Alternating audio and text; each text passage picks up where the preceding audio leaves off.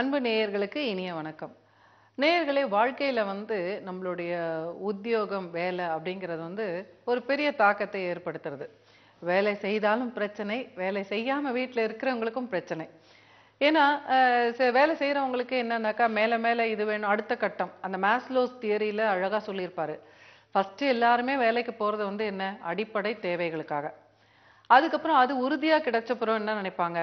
இந்த இந்த வேலை எனக்கு பர்மனண்டா இருக்குமா? இல்ல என் கைய விட்டு போயிடுமா? புதுசு புதுசா ஆளுங்க சேரும் போதெல்லாம், ஒரு நிலையற்ற தன்மை இருக்கக்கூடிய அலுவலகங்கள்ல பார்த்தீங்கன்னா, புதுசா வரவங்க, இல்ல கொஞ்சம் நல்லா பெர்ஃபார்ம் பண்றவங்கள தன்னுடைய எதிரியாகவே நினைப்பாங்க. அட்லீஸ்ட் பழகும்போது வெளி காமிச்சுக்க முடியலன்னா கூட, உள்ளுக்குள்ள அந்த ஒரு காம்பிட்டன்ஸ் இருக்கிறது ஒரு விதமான பாதுகாப்பு இன்மைய அவங்களுக்கு குடுத்துக்கிட்டே இருக்கும். இதே ஒரு அரசு உத்தியோகத்துல பார்த்தீங்கன்னா, அந்த பிரச்சனையே கிடையாது. எத்தன பேர் வந்தாலும் அவங்கவங்க இருந்துட்டே இருக்கலாம் அப்படிங்கிறது. ஸோ இப்போ இதை மீறி செக்யூரிட்டிங்கிற ஃபேக்டர் கரெக்டா இருக்கிற பொழுது, அடுத்தது என்னன்னாக்கா, அவங்களுக்கு ஒரு அங்கீகாரம் அந்த இடத்துல கிடைக்குதா? ஒரு அன்பா எல்லாரும் அவங்கள பழகுறாங்களா? மதிக்கிறாங்களா? இந்த அலுவலகத்துல நான் வேலை பண்றதுனால எனக்கு பெருமை அப்படின்னு 4 பேர்ட்ட போய் நம்மளால சொல்லிக்க முடியுதா? அதற்கான அளவுக்கு என்னோட அலுவலகத்துல என்னை ஒரு குடும்ப நபர் மாதிரி ஏத்துக்கிறாங்களா? அப்படிங்கிறதெல்லாம் எல்லாரும் எதிர்பார்க்குறாங்க. ஒரு சின்ன ஜெராக்ஸ் ஆஃபீஸ்ல ஒர்க் பண்ணா கூட, அந்த முதலாளி கிட்ட வேலை பண்ற ஒரு தொழிலாளிக்கு, அந்த ஒரு நாள் கிழமை, ஒரு பர்த்டே அதெல்லாம் வரும்பொழுது, அவங்களோட பகிர்ந்துக்கும் பொழுது, தன்னுடைய வாழ்க்கையில இவர் முக்கியமான ஒரு நபர் அப்படின்ற ஒரு அஷூரன்ஸ் குடுக்கும் பொழுது தான், அவருக்கு அந்த ட்ரஸ்ட் அப்படிங்கிற ஒரு இதுவே வருது, பில்டே வருது. இப்ப நெறைய பேருக்கு தெரிய மாட்டேங்குது. அந்த பாண்டிங் கிரியேட் பண்ணிக்கவே மாட்டேங்கிறாங்க. ஏன்னா இது ரொம்ப அவசியமான ஒரு ஃபேக்டர். நம்ம ஒருத்தரோட வேலை செய்யும் பொழுது, வெறும் பணத்துக்காகவும், புகழுக்காகவும் மட்டுமே எல்லாரும் வேலை பார்க்குறாங்கன்னு கிடையாது. அந்த எதற்காக நாம இவங்களோட இணைந்து இருக்கோம் அப்படிங்கிறதுக்கு ஒரு பாசிட்டிவா ஒரு ஆன்சர் இருந்ததுனா தான், அங்க இந்த இடத்துல எனக்கு அன்பு, மரியாதை இருக்கு அப்படிங்கிற ஒரு ஃபீலிங் இருக்கும் பொழுது தான், அங்க ஒரு பிணைப்பு ஏற்படுது. இது 3ம் எழுந்ததுக்கு அப்புறம் அடுத்தது மனசு என்ன ஆகும்னா, இது 3ம் இருக்கவருக்கு தான் என்ன ஆகும்?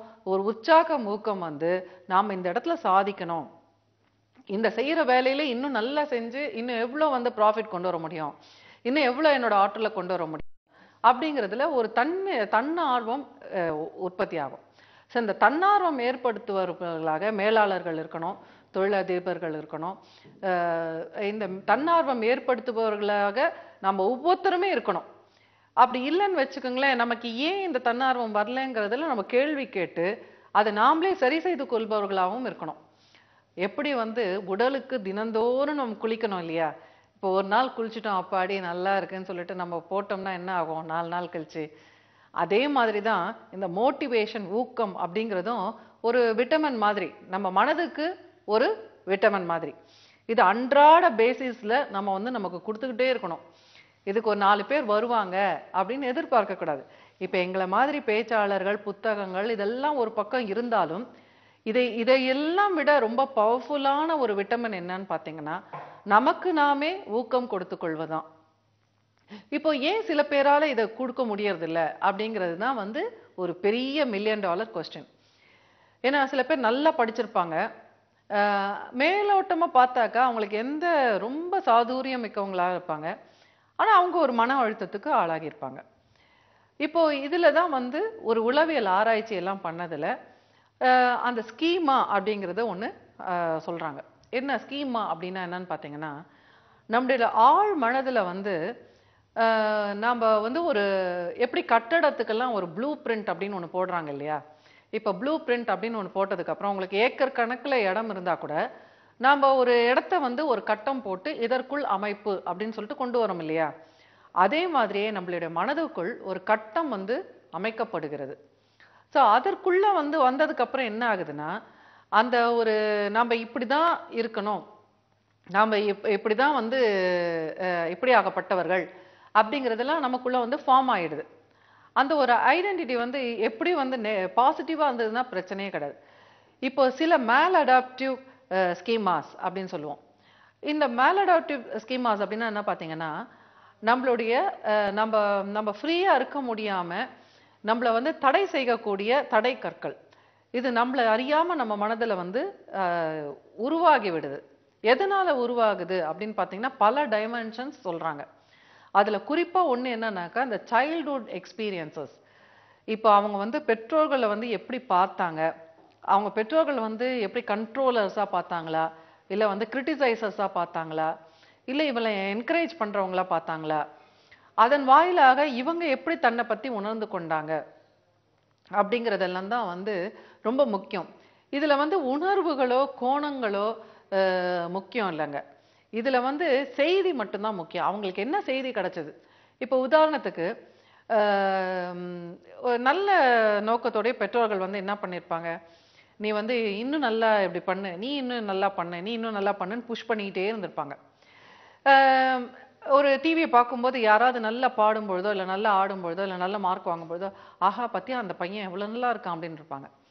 இப்போ இந்த குழந்தை மனம் என்னன்னாக்கா என்ன புரிந்து கொள்ள வாய்ப்பு இருக்குன்னா, ஸோ அப்போ நல்ல மதிப்பெண் பண்ணவங்க தான் குவாலிஃபைட் டு பி லவ்ட், அவங்களுக்கு தான் வந்து அன்பு பெறக்கூடிய ஒரு தகுதி இருக்கு. இப்போ எனக்கு வந்து அன்பு பெறக்கூடிய தகுதியே இல்லை அப்படிங்கிற ஒரு செய்தி போயிடுச்சுன்னு வச்சுக்கோங்க, ஐ எம் அன்லவபிள், நான் வந்து அன்புக்கு பாத்திரமானவன் கிடையாது. ஏனென்றால் என்னால் வந்து இந்த ஒரு ரிசல்ட் கொடுக்க முடியல அப்படிங்கிற ஒரு செய்தி போயிடுச்சுன்னா, அதுக்கப்புறம் அவங்களுக்கு என்ன ஆகும்னா அந்த இன்டிமேட் ரிலேஷன்ஷிப்ல அவங்க க்ளோஸாகவே போக மாட்டாங்க. அதில் வந்து அவங்களுக்கு ஒரு சிக்கல் இருந்துகிட்டே இருக்கும். அதனால தான் சில இடத்துல பார்த்தீங்கன்னா சில தம்பதியர்கள் வருவாங்க, மேல்படியாக பார்க்கும்பொழுது ரொம்ப சிம்பிளான ஒரு பிரச்சனை மாதிரி இருக்கும், ஆனால் ரொம்ப காம்ப்ளிகேட்டட். ஏன்னா எவ்வளோ பண்ணாலும் இவ்வளோ திருப்தியே பண்ண முடியலங்க. ஹனுமார் வந்து இது ஆஞ்சநேயர் வந்து மார்பை கிழிச்சு காமிச்ச மாதிரி தான் நான் காமிக்கணும், அந்த அளவுக்கு வந்து இவங்க என்ன டென்ஷன் பண்ணுறாங்க அப்படின்வாங்க. ஸோ அந்த அளவுக்கு, ஏன்னா பிலீஃப் வந்து அவங்களோட இன்டர்மீடியட் பிலீஃப்ஸ்னு சொல்லுவோம், அது வந்து அவ்வளோ ஸ்ட்ராங்காக இருக்கும். ஐ எம் அன்லவபிள், நான் வந்து அன்புக்கு பாத்திரமானவள் கிடையாது அப்படின்னு ஒரு ஸ்கீமா இருந்ததுன்னு வச்சுக்கோங்களேன், அவங்க இந்த மாதிரி வந்து க்ளோஸாக இருக்கிறவங்கள துரத்தி விட்டுடுவாங்க அவங்களையும் அறியாமையே அவங்களோட பிஹேவியரானால. ஸோ இப்போ சில பேர் என்ன பண்ணுவாங்கன்னா, இந்த மாதிரி ஒரு எதிர்மறையான பிலீஃப் அவங்க கூட இருந்ததுன்னா அவங்க தேடுகிற உறவே என்ன பண்ணுவாங்க, லவ் பண்ணுவாங்க. அந்த லவ் பண்ற நபர் வந்து இவங்களை வெறுப்பவர்களாக இருக்கிற மாதிரி ஆயிடும். அது எப்படி ஆகுதுன்னா, எப்படிதான் சில பேர் சொல்லுவாங்க, நான் 7 வருஷம் லவ் பண்ணேன், அதுக்கப்புறம் கல்யாணம் பண்ணிட்டேன், 10 வருஷம் லவ் பண்ணேன், அப்புறம் கல்யாணம் பண்ணிட்டேன், அப்புறம் 2 வருஷத்துலேயே வந்து என்னை விட்டுட்டு போயிட்டாரு, இல்லை இப்போ 10 வருஷம் ஆச்சு, இப்போ வந்து வேற பொண்ணோட நபரோட வந்து தொடர்பாயிடுச்சு அப்படின்வாங்க. இப்போ ஏன் இப்படியெல்லாம் நம்ம தேடுறோம், ஏன் இப்படியெல்லாம் பண்றோம்? உலகத்துல எத்தனையோ ஆண்கள் இருக்கும்போது, உலகத்துல எத்தனையோ பெண்கள் இருக்கும்போது, என் மனம் ஏன் இவர் மேல மட்டும் ஒரு ஈர்ப்பு ஏற்படுத்தினது அப்படிங்கிறதெல்லாம் தான் வந்து பார்த்தீங்கன்னா ரொம்ப சுவாரஸ்யமான ஒரு விஞ்ஞானம் கலந்த ஒரு விஷயம். நம்ம மனம் வந்து ஒரு இப்போ எப்படி வந்து நம்மளை சுற்றி வந்து வைப்ரேஷன்ஸ் இருக்கு, அது வந்து இயற்பியல் இல்லையா, நம்மளால பார்க்க முடியாது, ஆனா அது வந்து வேலை செய்துக்கிட்டே தான் இருக்கு. எப்படி வேலை செய்துன்றதை நீங்க புரிஞ்சுக்கணும்னா உங்க மொபைல், இன்னும் பல விஷயங்கள் இல்லையா, ரேடியோ வேவ்ஸ் இதெல்லாம். அதே மாதிரி தான் நம்மளுடைய எண்ணங்களும் வந்து ஒரு நம்ம பேசுறோம் பாருங்க சவுண்டு, இது கூட வந்து ஒரு ஆற்றல் தான். ஸோ இவை எல்லாற்றுக்குமே வந்து சவுண்டுனாலே உங்களுக்கு ஃப்ரீக்வன்சி அது இது எல்லா டேர்ம்ஸும் வருது பாருங்க டெக்னிக்கலா. ஸோ அதில் வந்து டியூனிங், ரெசனன்ஸ், அது இது அது மாதிரி தான் நம்ம மனதோடைய எண்ண அலைகள் வந்து அந்த அளவு கரெக்டாக போய் டியூன் ஆகி நமக்கு என்ன ரிசல்ட் வேணுமோ அதை கொடுக்கக்கூடிய நபர்களை வந்து நம்மளுடைய உலகத்துக்கு கொண்டு வரும். இதுல நிறைய தெரிஞ்சுக்க தாங்க நம்ம வந்து நம்மளை மாற்றிக்கொள்ள முடியும். ஏன்னா எல்லாருமே மாறணும்னு நினைப்போம், ஆனா அதை மாற தெரியல, எப்படி மாறுவது என்பது புரியல. அதற்காக தான் பல விதமான கருத்துக்களை, என்னுடைய அனுபவபூர்வமான கருத்துக்களையும் உங்களோட நான் பகிர்ந்துகிட்டு இருக்கேன். நாளை மீண்டும் சந்திப்போம். நன்றி, வணக்கம்.